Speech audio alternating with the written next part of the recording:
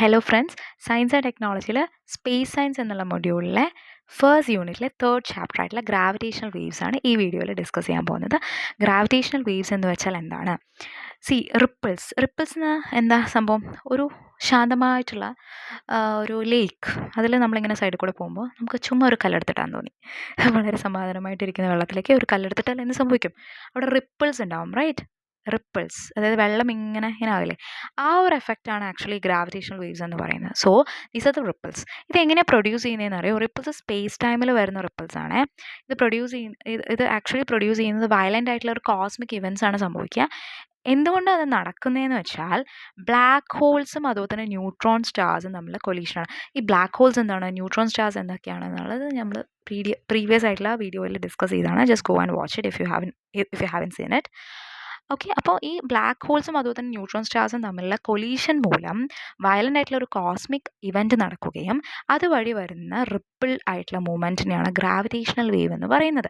ഇത് ആദ്യം Albert Einstein അദ്ദേഹത്തിൻ്റെ ജനറൽ റിലേറ്റിവിറ്റി 1916 ഇതിന് ജസ്റ്റ് ഒബ്സർവ് ചെയ്തിട്ടുണ്ട്, ലൈക്ക് പ്രെഡിക്റ്റ് ചെയ്തിട്ടുണ്ട്. ഇതൊരു വായിക്കുവാണ് കേട്ടോ. Okay, and after that LIGO observatory, യു എസിലുള്ള ലിഗോ ഒബ്സർവേറ്ററി 2015 ഒരു പത്ത് വർഷം മുന്നേ ആണ് ഇത് ശരിക്കും ഡിസ്കവർ ചെയ്തത്. അത് ഡിസ്കവർ ചെയ്തപ്പോൾ എന്ത് സംഭവിച്ചു? അതുവരെ നമുക്ക് കാണാനേ പറ്റുന്നുണ്ടായിരുന്നുള്ളൂ. ആസ്ട്രോണമേഴ്സിന് വിഷ്വലി കാണാൻ, ഒബ്സർവ് ചെയ്യാനേ പറ്റുന്നുണ്ടായിരുന്നു. Now they can literally hear, ഈ പറയുന്ന ഗ്രാവിറ്റേഷൻ വേഴ്സിനെ കേൾക്കാൻ പറ്റുന്ന ഒരു അവസ്ഥയിലേക്ക് കാര്യങ്ങൾ വന്നു. സോ എങ്ങനെയാണ്, എന്തൊക്കെയാണ് ഇതിൻ്റെ പ്രൊസീജിയേഴ്സ് എല്ലാം നമുക്ക് നോക്കാം. ലിഗോ എന്ന് പറയുന്നത് ഇന്റർഫെറോമീറ്റർ ഗ്രാവിറ്റേഷണൽ വേവ് ഒബ്സർവേറ്ററി. ലിഗോ എന്ന് മനസ്സിലാക്കിയാൽ മതി. ലിഗോ യു എസിലാണ്. ഓൾറൈറ്റ്, എന്തിനാണ്? This is actually A very massive observatory. മെയിനായിട്ട് ഗ്രാവിറ്റേഷണൽ വേവ്സ് അനലൈസ് ചെയ്യാൻ, അതിനെ ഒബ്സർവ് ചെയ്യാൻ, അതിനെ ഡിറ്റക്ട് ചെയ്യാൻ വേണ്ടി മാത്രമുള്ളതാണ് ലിഗോ. ഓക്കെ, ട്രഡീഷണൽ ആയിട്ടുള്ള ടെലസ്കോപ്സിന് കാണാൻ മാത്രമേ പറ്റുള്ളൂ, ലൈറ്റ് അല്ലെങ്കിൽ ഒപ്റ്റിക്കൽ എക്സ്റേസിന്. അതിനെ മാറ്റി ലിഗോസിന് എന്ത് ചെയ്യാൻ പറ്റും? ആ വൈബ്രേഷൻസ് കേൾക്കാനും പറ്റും. ഇതെങ്ങനെയാണ് ലിഗോ അത് ഡിക്റ്റേറ്റ് ചെയ്യുന്നത് എന്നുള്ള കാര്യം നമുക്ക് മനസ്സിലാക്കാം. അതിന് ആക്ച്വലി ഇതെങ്ങനെയാണ് അതിൻ്റെ ഒരു എന്താ പറയുക, ലിഗോവിൻ്റെ ഒരു ഡിറ്റക്ഷൻ അല്ലെങ്കിൽ ഗ്രാവിറ്റേഷണൽ വേവ്സ് ഡിറ്റക്ട് ചെയ്യുന്ന പ്രോസസ്സാണോ ഞാൻ പറയുന്നത്, ഇതൊരു മെക്കാനിസമാണ് പറയുന്നത് കേട്ടോ. അതിന് രണ്ട് കോൺക്രീറ്റ് ആംസ് ആണ് ഉള്ളത്. രണ്ട് കോൺക്രീറ്റ് ആംസ്, രണ്ടും 4 കിലോമീറ്ററോളം ലോങ് ആയിട്ടുള്ള രണ്ട് കോൺക്രീറ്റ് ആംസ് ഉണ്ട്. ആൻഡ് ദാറ്റ്സ് ബീൻ ബിൽഡ്, ഒരു എൽ ഷേപ്പിലായിരിക്കും അതിനിങ്ങനെ ബിൽഡ് ചെയ്തിട്ടുണ്ടാവുക. ഓക്കെ, ദാറ്റ് മീൻസ് അതൊരു 90 ഡിഗ്രി ആംഗിൾ ഫോം ചെയ്യും. ഓക്കെ, ആൻഡ് ഇവിടെ നിന്ന് ഒരു ലൈറ്റ് ബീം, ഒരു ബീം സ്പ്ലിറ്റർ, ഒരു ലൈറ്റ് ബീമിനെ നമ്മൾ കടത്തിവിടുകയാണ്. ആൻഡ് ഈ ലൈറ്റ് ഞാൻ നേരത്തെ പറഞ്ഞില്ലേ കോൺക്രീറ്റ് ആം, ആ 2 ആമിലോട്ടും എന്താണ് ഈ പറയുന്ന ലൈറ്റ് ട്രാവൽ ചെയ്യും. എന്താ ഇപ്പം നമ്മൾ പറഞ്ഞത്? 2 ആംസ് ഉണ്ട്, എൽ ഷേപ്പിലാണ്, 90 ഡിഗ്രി ആണ്. ഇവിടെ നിന്ന് ഒരു ലൈറ്റ് 4 കിലോമീറ്റർ ആണ്. ഒരു ലൈറ്റ് ബീമിൽ നിന്ന് നമ്മൾ ലൈറ്റ് ഇങ്ങനെ കടത്തിവിടും. അത് എങ്ങോട്ടേക്കാണ് പോവുക? ഈ 2 ആംസിലോട്ടും അതിങ്ങനെ ട്രാവൽ ചെയ്യും, ബോത്ത് ആംസ്. എന്നിട്ട് ഇവിടെ 2 മിറർ വെച്ചിട്ടുണ്ട്. ഈ മിററിൽ ഇത് ബൗൺസ് ബാക്ക് ചെയ്തിട്ട് തിരിച്ചു വരും. ഈ ബൗൺസ് ബാക്ക് ചെയ്യുന്നതും ആ പോകുന്നതും വരുന്നതും ഇല്ലേ, സെയിം ടൈമിലായിരിക്കും പോകുന്ന അതേ സ്പീഡിൽ ഇതും പോകും, ഇതിങ്ങോട്ട് വരും, ഇതും ഇങ്ങോട്ട് വരും. എന്നിട്ട് ഇതെന്താണെന്ന് അറിയോ? ക്യാൻസലായി പോകും. രണ്ടും ഒരുമിച്ചല്ലേ വരുന്നേ. അപ്പോൾ എന്ത് സംഭവിക്കും? അത് ഒന്നിനോടൊന്ന് തട്ടിയിട്ട് അത് ക്യാൻസലായിട്ട് പോകും. ഓക്കെ, ഇത് നടക്കുന്ന സമയത്ത് എന്താ നടക്കുന്നത്? അവിടെ ഒരു ഡിസ്ട്രക്റ്റീവ് ഇൻഡിഫറൻസ് അല്ലേ നടക്കുന്നത്. നോർമൽ കണ്ടീഷൻ്റെ സിറ്റുവേഷനാണ് പറയുന്നത്. ഒരു ഡിസ്ട്രക്റ്റീവ് ആയിട്ടുള്ള അങ്ങനെ നടക്കുന്ന സമയത്ത് ഈ ഡിറ്റക്ടർക്ക് എന്ത് ചെയ്യാൻ പറ്റുമെന്നറിയോ? അവിടുത്തെ ഡാർക്ക്നെസ്സിനെ മനസ്സിലാക്കാൻ വേണ്ടി സാധിക്കും. However when gravitational wave is passing by it, അപ്പോൾ ഗ്രാവിറ്റേഷണൽ വേവ് നമ്മൾ അതിൽ കൂടെ കടത്തിവിടുകയാണെന്ന് വിചാരിക്കുക. ഇതാണ് ഗ്രാവിറ്റേഷണൽ വേവ് ഇങ്ങനെ പാസ് ചെയ്ത് കഴിഞ്ഞാൽ എന്ത് സംഭവിക്കും?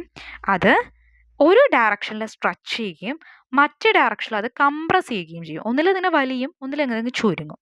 ഓക്കെ, അങ്ങനെ ആവുന്ന സമയത്ത് ഒരു ആമ് മറ്റൊരു ആമിനെക്കാട്ടിലും വലുതായിരിക്കും. ഒന്ന് വലുതും ഒന്ന് ചെറുതും. അങ്ങനെ വരുന്ന സമയത്ത് ഇതിന് തമ്മിൽ ക്യാൻസൽ ചെയ്ത് പോകാൻ പറ്റില്ല. ഇതെന്ന് പറഞ്ഞാൽ എന്താ, ഒരുമിച്ച് പോകുന്നു, ക്യാൻസലായി.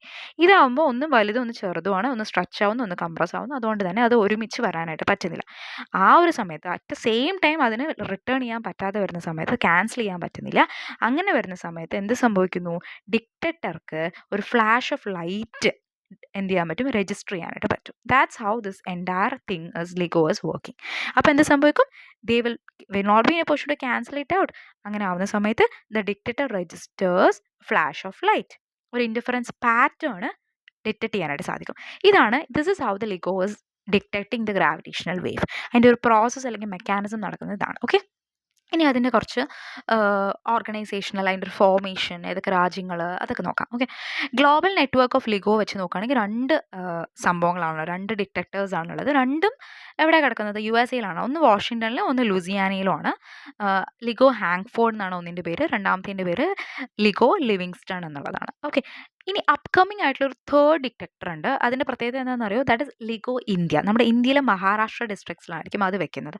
സോ ഇതിന് മെയിനായിട്ട് ഇത് വെക്കാനുള്ള ഒരു മെയിൻ കാരണം എന്ന് പറയുന്നത് എന്തിനാണെന്ന് വെച്ച് കഴിഞ്ഞാൽ ഒരു സയൻറ്റിഫിക് ആയിട്ടുള്ള എന്താ പറയുക ഓപ്പറേഷൻസ് നടത്തുന്നത്. വൈ? ബിക്കോസ് ഇത് രണ്ടും USA അപ്പോൾ കുറേ ദൂരെ കൊണ്ടുവച്ചിട്ട് അതിൻ്റെ ഒരു അക്യുറസിയും കാര്യങ്ങളും മെഷർ ചെയ്യാൻ വേണ്ടിയിട്ടാണ് മെയിനായിട്ട് നോക്കുന്നത്. ഓക്കെ, മഹാരാഷ്ട്രയിലാണ്. അതുപോലെ തന്നെ അതിൻ്റെ പ്രസൻറ്റ് സ്റ്റാറ്റസ് എന്ന് പറയുന്നത് 2023 അതിൻ്റെ അപ്രൂവൽ കിട്ടി.